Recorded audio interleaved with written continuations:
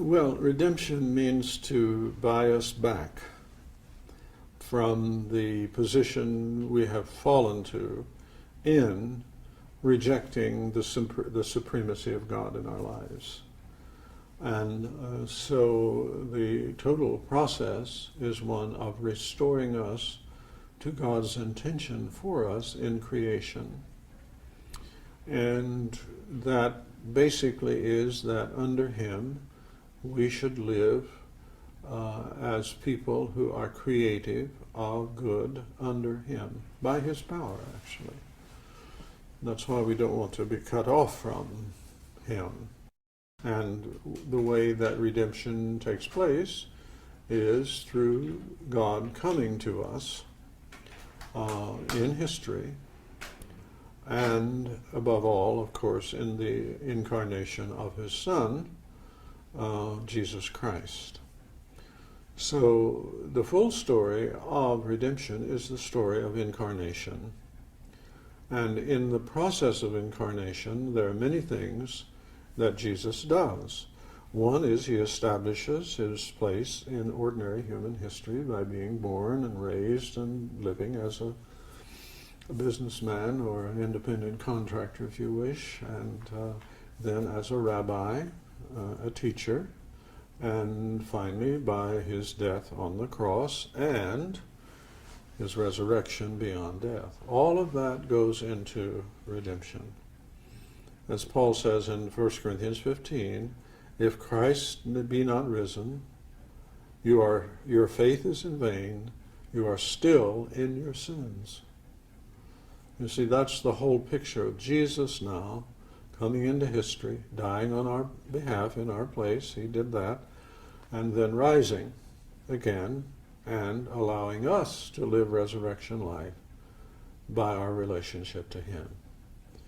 And that's more or less the full story on redemption. The Bible doesn't begin in Genesis 3. The fall of man is not the beginning of history. It begins with the story of God, to speak generally, God deciding to make human beings. And that's Genesis 1:26. And of course He's done a great deal before that.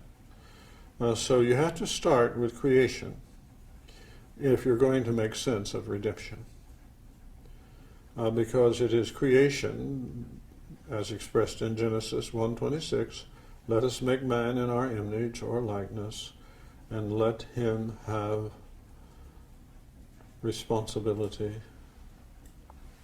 And the first thing you're given responsibility over is fish, of all things. You get creeping things and all sorts of that. But see, human beings have lived on the back of animals ever since they got here. And so that's natural. And by the time you get to Psalm 8, you've moved up to domesticated animals. You start with sheep there, not fish. What would you start with today? Well, most people haven't actually seen a sheep for a long time. So the question is, what are we responsible for? And that is what we're called to do, is to be responsible for the earth under God.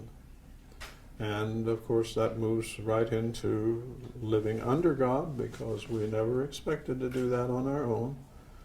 And it was mistrust of God that caused our problems. Now then we can come to Genesis 3.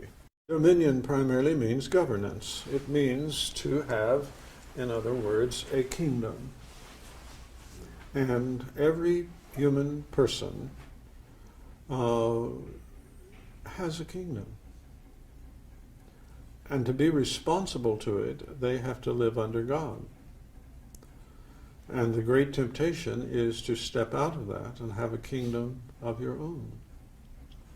And so the great threat to God's kingdom in my life is my kingdom. And of course everyone else has one of theirs. And that's where the terrible story of human life steps forward.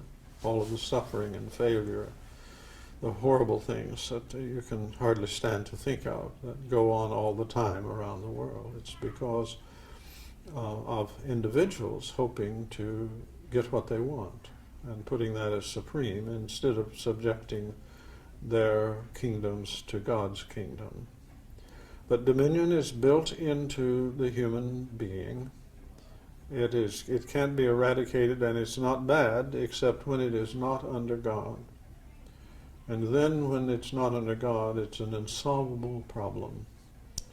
And the issue of who will have dominion becomes deadly, breaks out in wars, international relations, politically enforced famines, broken homes, children with no one to take care of them. All these terrible things come out of human dominion apart from God. And we have to understand that as responsibility for good under God. And then we've got dominion right.